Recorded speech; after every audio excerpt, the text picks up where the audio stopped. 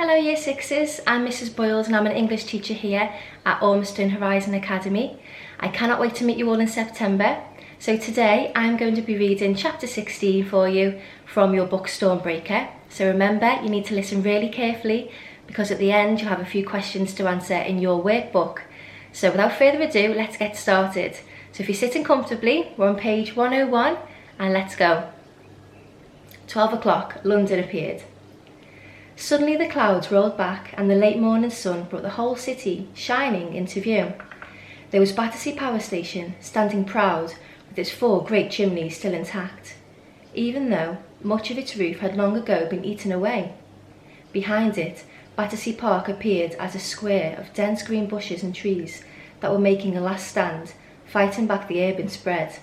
In the far distance, the Millennium Wheel perched like a fabulous silver coin, balancing effortlessly on its rim. And all around it London crouched, gas towers and apartment blocks, endless rows of shops and houses, roads, railways and bridges, stretching away on both sides, separated only by the bright silver crack in the landscape that was the River Thames. Alex saw all of this with a clenched stomach, looking out through the open door of the aircraft. He'd had 50 minutes to think about what he had to do. 50 minutes! While the plane droned over Cornwall and Devon, then Somerset and the Salisbury Plains, before reaching the North Downs and on towards Windsor and London. When he'd got into the plane, he'd intended to use the radio to call the police or anyone else who might be listening. But seeing Mr. Gryn at the controls had changed all that. He remembered how fast the man had been when he encountered him outside the bedroom. He knew he was safe enough in the cargo area, with Mr. Gryn strapped into the pilot's seat at the front of the plane. But he didn't dare get any closer. Even with the gun, it would be too dangerous.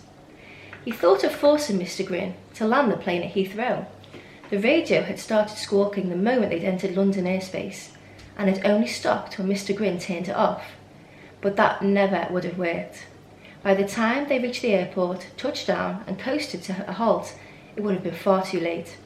And then, sitting hunched in the cargo area, Alex had recognised the 2 bundles lying on the floor next to him. They told him exactly what he had to do. "Oh," Mr. Gryn said. He twisted round in his seat, and for the last time Alex saw the hideous smile that the circus knife had torn through his cheeks. "Thanks for the ride," Alex said, and jumped out of the open door. The bundles were parachutes. Alex had checked them out and strapped one onto his back when they were still over Reading. He was glad that they'd spent the day on parachute training with the SAS, although his flight had been even worse than the one he'd endured over the Welsh valleys. This time, there was no static line. There'd been no one to reassure him that his parachute was properly packed. If he could have thought of any other way to reach the Science Museum in the 7 minutes that he'd left, he would have taken it. There was no other way. He knew that, so he had jumped. Once he was over the threshold, it wasn't so bad. There was a moment of dizzying confusion as the wind hit him once again. He closed his eyes and forced himself to count to 3. Pull too early and the parachute might snag on the plane's tail. Even so, his hand was clenched and he'd barely reached 3 before he was pulling with all of his strength. The parachute blossomed open above him and he was jerked upwards, the harness cutting into his armpits and sides. They'd been flying at 10,000 feet. When Alex opened his eyes, he was surprised by a sense of calm. He was dangling in the air, underneath a comforting canopy of white silk. He felt as if he wasn't moving at all. Now that he'd left the plane, the city seemed even more distant and unreal. It was just him, the sky, and London. He was almost enjoying himself. And then he heard the plane coming back. It was already a mile or more away, but now he saw it, bank steeply to the right, making a sharp turn. The engines rose, the plane levelled out, and it headed straight towards him.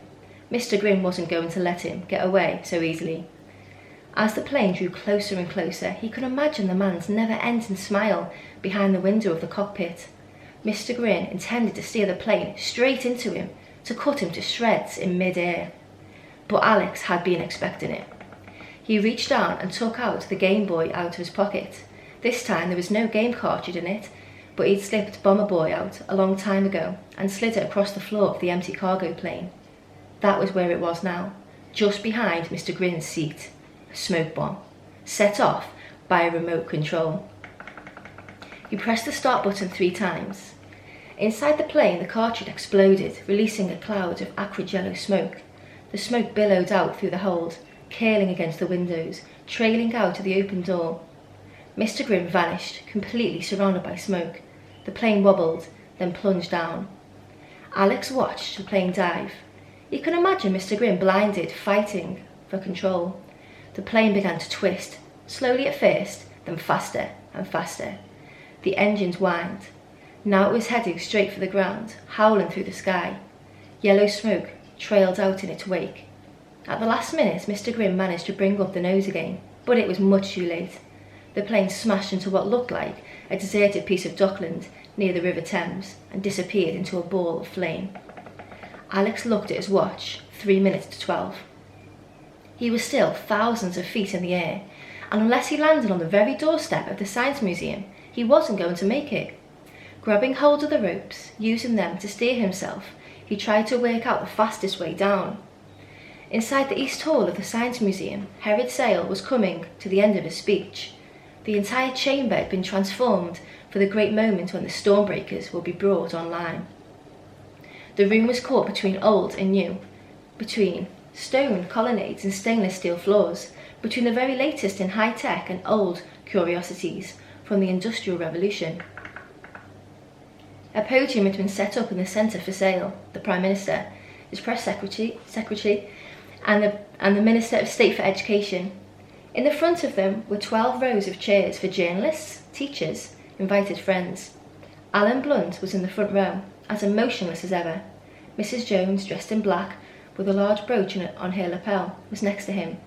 On either side, television towers had been constructed with cameras, focusing in as Sale spoke.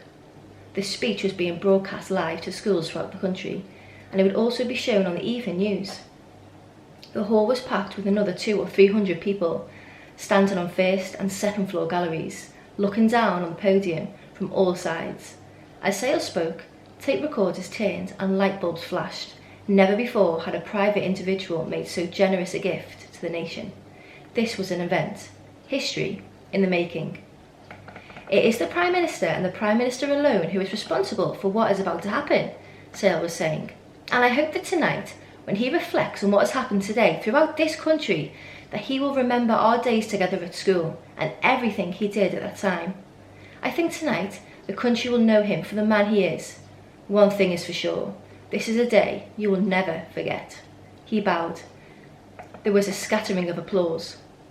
The Prime Minister glanced at his press secretary, puzzled. The press secretary shrugged with barely concealed rudeness. The Prime Minister took his place in front of the microphone. I'm not quite sure how to respond to that, he joked, and all the journalists laughed. The government had such a large majority that they knew it was in their best interest to laugh at the Prime Minister's jokes. I'm glad that Mr. Sale has such happy memories of our school days together, and I'm glad that the two of us, together, today, can make such a vital difference to our nation's schools. Herod Sale gestured at a table slightly to one side of the podium. On the table was a Stormbreaker computer, and next to it a mouse. This is the master control, he said. Click on the mouse, and all the computers will come online. Right. The Prime Minister lifted his finger and adjusted his position so that the cameras could get his best profile. Somewhere outside the museum, a clock struck 12. Alex heard the clock from about 500 feet up, with the roof of the Science Museum rushing towards him. He'd seen the building just after the plane had crashed. It hadn't been easy finding it, with the city spread out like a 3-dimensional map right underneath him. On the other hand, he'd lived his whole life in West London and had visited the museum often enough. First, he'd seen the Victorian pile that was Albert Hall. Directly south of it was a tall white tower surmounted by a green dome, Imperial College. As Alex dropped, he seemed to be moving faster. The whole city had become a fantastic jigsaw puzzle, and he knew he only had seconds to piece it together. A wide, extravagant building with church-like towers and windows that had to be the National History Museum. The Natural History Museum was on Cromwell Road. How did you get there to the Science Museum? Of course, turn left at the light up Exhibition Road. And there it was. Alex pulled the parachute, guiding himself towards it, How small it looked compared to the other landmarks. A rectangular building jutting in from the main road with a flat grey roof, and next to it a series of arches, the sort of thing you might see on a railway station or perhaps an enormous conservatory. They were a dull orange in colour, curving one after the other. It looked as if they were made of glass. Alex could land on the flat roof. Then all he would have to do was look through the curved one. He still had the gun he had taken from the guard. He could use it to warn the Prime Minister. If he had to, he figured, he could use it to shoot Herod Sale. Somehow he managed to manoeuvre himself over the museum. But it was only as he fell the last 500 feet, as he heard the clock strike 12, that he realised two things. He was falling much too fast, and he'd missed the flat roof. In fact, the Science Museum has two roofs. The original is Georgian and made of wire glass, but sometime recently it must have leaked because the curators constructed a second roof of plastic sheeting over the top. This was the orange roof that Alex had seen.